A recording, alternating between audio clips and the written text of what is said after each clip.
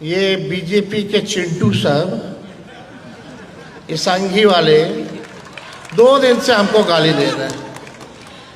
कभी नवाजवादी कह रहे हैं, कभी मौलाना कह रहे हैं, कुछ ना कुछ कह रहे हैं। मुद्दे की बात नहीं करेंगे, मुर्दों की बात करेंगे। नफरत फैलाने वाले लोग जो देश को तोड़ना चाहते हैं, जो भाई को भाई से लड़ाना चाहते हैं, उनको मुंह तोड़ जवाब दिया जाएगा। नीतीश जी के और एनडीए की सरकार में आरएसएस कोटा भी चल रहा है।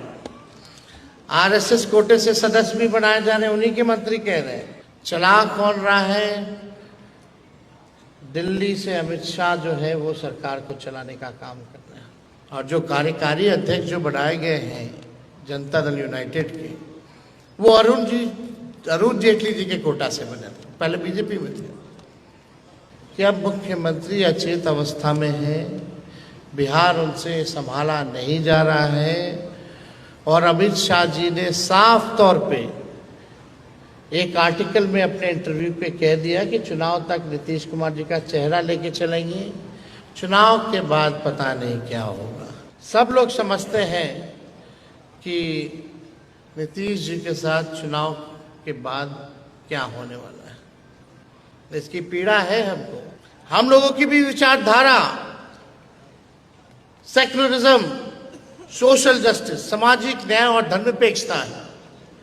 और मुझे गर्व है कि हमारी पार्टी और हमारे नेता आदरणीय लालू जी ने, चाहे कितने भी सितम विरोधियों ने, भाजपा के लोगों ने कितना भी झुकाने का प्रयास किया, डराने का प्रयास किया, हमारे नेता आदरणीय लालू जी कभी भी भाजपा से डरे नहीं, ना झुके, ना अपने विचारधारा से कोई समझौता किया।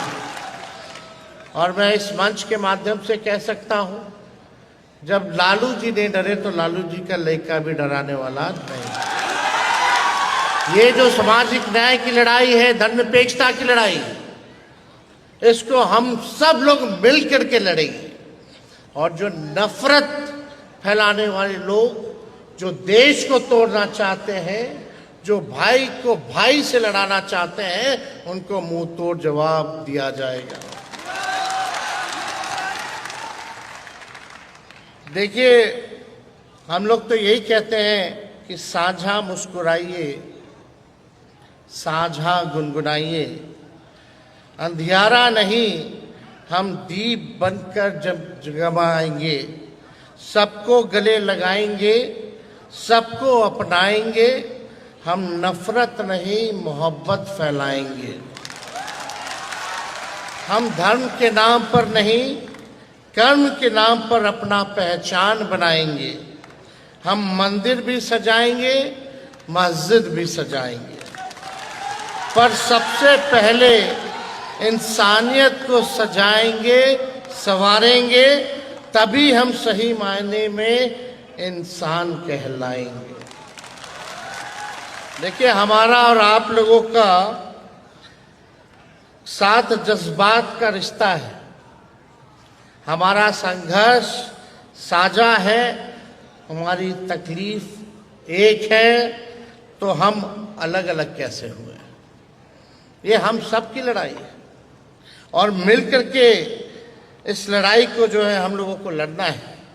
जब हम प्रेम, मोहब्बत, भाईचारे और मुद्दे की बात करते हैं तो सांप्रदायिक शक्तियां, सांप्रदायिक लोग हम पर आक्रमण करते हैं।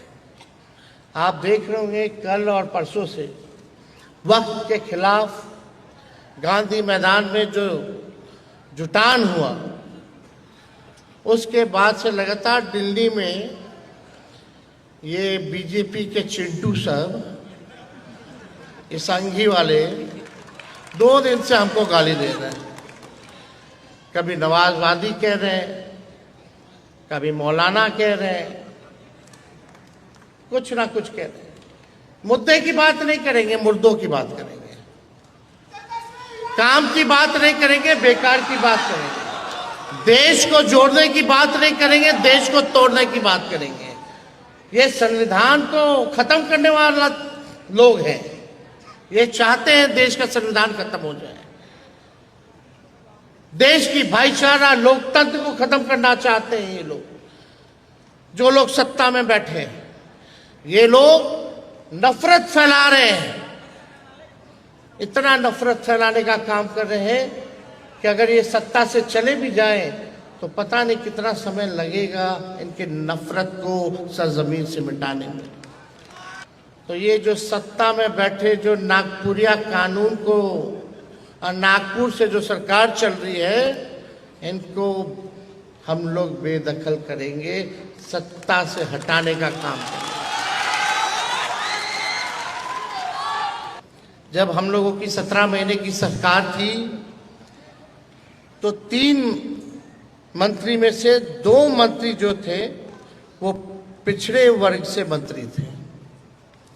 आरजेडी ने स्थानीय एमएलसी के चुनाव में 2 मुसलमान भाइयों को टिकट दिया और दोनों पिछड़े वर्ग के थे। आरजेडी के 17 महीने की सरकार में जो आयोग का गठन कराया गया, टोटल 42 सदस्य बनाए गए, जिनमें से 28 मुसलमान सदस्यों को हम लोगों ने बनाया।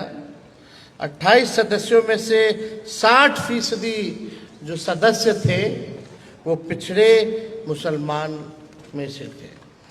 लेकिन इतने से ही काम चलने वाला नहीं है, आगे भी हम लोग जो है ध्यान दे रहे हैं। जो आप लोगों की लड़ाई है, हम पूरे दिल से चाहते हैं कि इसमें आप लोगों को भी रिप्रेजेंटेशन मिले जो आगामी चुनाव हो रहा है। हम लोग सब लोगों को साथ लेकर के चलेंगे। ये हम सब लोगों की लड़ाई है, सोशल जस्टिस की लड़ाई है, वो सब लोगों को मिलना है। लेकिन हम सब लोगों को मजबूती के साथ एक रहना है। अभी आपने सुना होगा इस सरकार में, नीतीश जी के और एनडीए की सरकार में आरएसएस कोटा भी चल रहा है। आरएसएस कोटे से सदस्य भी बनाए जा रहे हैं, उन्हीं के मंत्री कह रहे हैं। आप समझिए कि अब नीतीश जी तो अचेत अवस्था में है, अब उम्र का असर दिखने लगा है। अब सीधे जो है चला कौन रहा है, दिल्ली से अमित शाह जो है वो सरकार को चलाने का काम कर रहे हैं।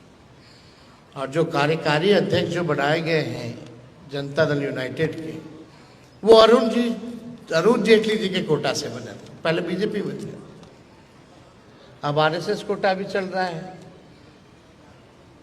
तो अब ये कहने का मतलब है कि अब मुख्यमंत्री अचेत अवस्था में है, बिहार उनसे संभाला नहीं जा रहा है।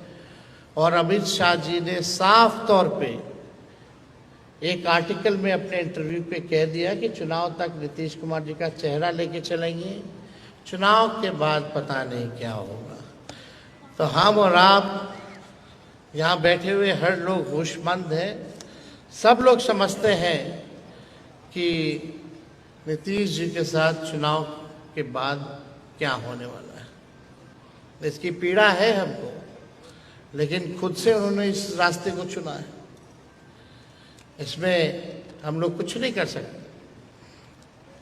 तो आप सब लोग यहाँ आए, इसके लिए हम दिल से आप लोगों के शुक्रगुजार हैं।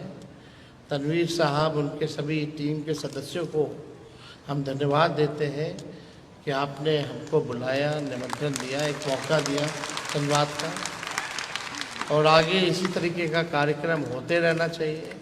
लोगों के जहनों में, आने वाले पीढ़ियों को, भविष्य में लोगों को ये पता होना चाहिए कि क़य्यूम साहब का क्या देश के आज़ादी में क्या भूमिका रही, समाज के निर्माण में क्या योगदान रहा।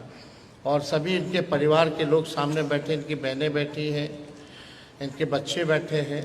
हम सब लोगों को आदाब सलाम यहीं से करते हुए अपनी बात को विराम देते हैं। बहुत बहुत धन्यवाद। जय हिंद, जय बिहार।